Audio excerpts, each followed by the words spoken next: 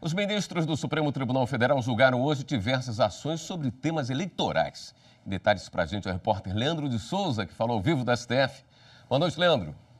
Boa noite, William. Boa noite a todos que nos assistem. Foi uma longa sessão de julgamentos hoje aqui no plenário do Supremo Tribunal Federal. A sessão S começou por volta das 9h30 da manhã e onde prevaleceu a análise de matérias de ordem político e eleitoral. Mais uma vez, a sessão não contou com a presença do ministro Celso de Mello, que se encontra afastado por problemas de saúde. A previsão é de que o ministro retorne aos trabalhos ainda no final deste mês. Acompanhe na reportagem como foi a sessão de julgamentos hoje aqui no Supremo. No primeiro julgamento desta quarta-feira, os ministros consideraram constitucional o limite mínimo de votação individual na eleição proporcional. A regra foi instituída pela mini-reforma eleitoral de 2015, que determinou que os candidatos para o Legislativo só podem ser eleitos se atingirem pelo menos 10% do coeficiente eleitoral, calculado pela divisão do total de votos válidos pelo número de vagas em disputa. A norma era questionada pelo Partido Patriotas com o argumento de que prejudicava as siglas e a participação de minorias. E não só isso, uma distorção no próprio sistema, porque veremos com certeza os candidatos não trabalhando mais por um voto para o partido, mas sim de forma individualizada, perdendo a unidade que deve se ter dentro de um partido político. Para o relator ministro Luiz Fux, a medida evita o efeito dos chamados puxadores de votos, que com votação expressiva ajudavam a eleger candidatos da mesma legenda com poucos votos. O entendimento foi acompanhado por unanimidade. A reforma eleitoral veio para acabar com essas distorções. Então, eu já verifico que os colegas têm a perfeita noção de que essa reforma eleitoral foi útil sob o ângulo da democracia e da soberania popular.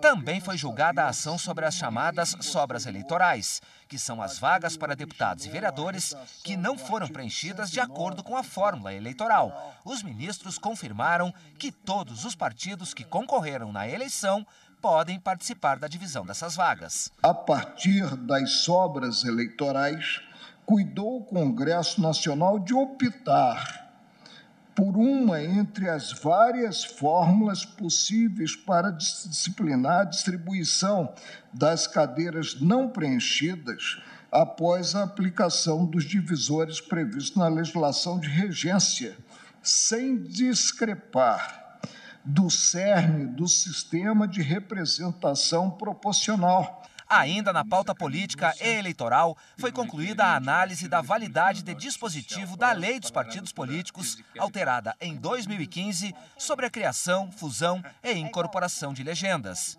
A ação foi proposta pelo PROS, que questionava regra da mini-reforma eleitoral de 2015, que tornou mais rigoroso o controle sobre esse tipo de prática. A legenda defendeu que a própria mini-reforma já criou barreiras que irão reduzir naturalmente o número de partidos políticos no país.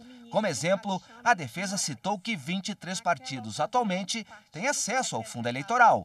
Em 2018, eram 35. A pretexto de contribuir para um controle quantitativo e qualitativo das agremiações partidárias, ela acaba por favorecer o quadro de pulverização que busca restringir, na medida em que impede que duas ou mais agremiações com a ideologia e o programa semelhantes, eles possam tornar-se apenas um. Por maioria, prevaleceu o entendimento dos ministros de que a regra atual é constitucional e a ação do PROS foi julgada improcedente. Neste sentido, dotada de razoabilidade fundada em princípios constitucionais, a lei impugnada, na minha compreensão, repito, e com respeito às compreensões contrárias, não se mostram sustentáveis os argumentos contrários às normas constitucionais na forma posta na muito bem preparada petição inicial, mas, por não vislumbrar contrariedade a princípios ou a regras constitucionais,